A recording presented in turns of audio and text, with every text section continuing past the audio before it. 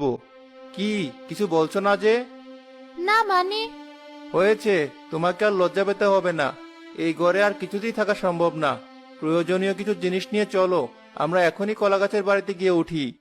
কবির তার স্ত্রী মালা ও ঋতুকে নিয়ে তাদের কলাগাছের বাড়িতে উঠল। অন্যদিকে গ্রামবাসী বন্যার প্রকোপে অতিষ্ঠ হয়ে গেল। এ কি যন্ত্রণায় পড়লাম! এই বন্যার পানি তো এবার ঘরেও ঢুকে গেছে। কিছু বলছো না যে? ছেলেপুলে নিয়ে এবার কি বন্যার পানিতে ডুবে মরবো? এমন বাজে কথা বলছো কেন? সারা গ্রামেরই তো একই অবস্থা। দেখো না, আরেকটা দিন বৃষ্টি ঠিক কমে যাবে। এই বৃষ্টি কমার না। কাল তো দেখলাম অনেকেই ঘর ছেড়ে অন্য গ্রামে গিয়ে উঠছে। চলো আমরাও কটা দিন মায়ের বাড়িতে গিয়ে উঠি। কি যে বলো না, বাড়িঘর ছেড়ে তাই কোথাও যাওয়া যায় নাকি? আমি দেখছি কিছু করা যায় কিনা।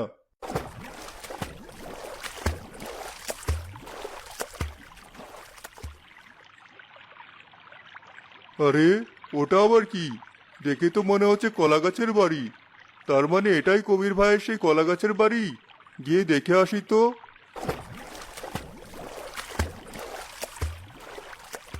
কবির ভাই, ও কবির ভাই! আরে মকবুল ভাই যে, এসো ভাই, ভেতরে এসো। না মানে? আমতা আমতা করছো কেন? এতদিন তো শুধু আমার কলাগাছের বাড়ির কথা শুনেই এসেছো। একবার ভিতরটা দেখে যাও।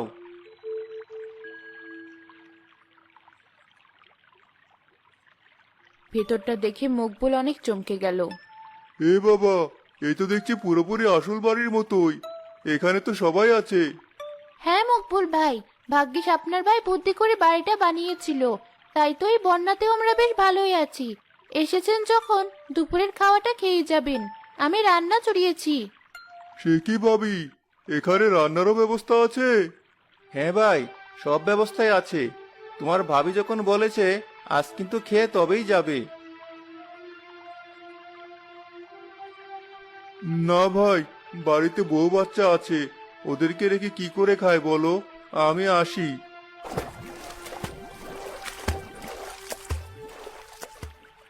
পরদিন হতেই সারা গ্রাম বন্যার পানিতে ডুবে গেল। গ্রামবাসীরা যে যার বাড়ির চালে আশ্রয় নিল। কালকে তোমায় কতবার বললাম আমার মায়ের বাড়িতে গিয়ে উঠি, অথচ তুমি কথা শুনলে না। এবার এতটুকু ছেলেকে নিয়ে এই বৃষ্টিতে ঘরের চালে এসে থাকতে হচ্ছে।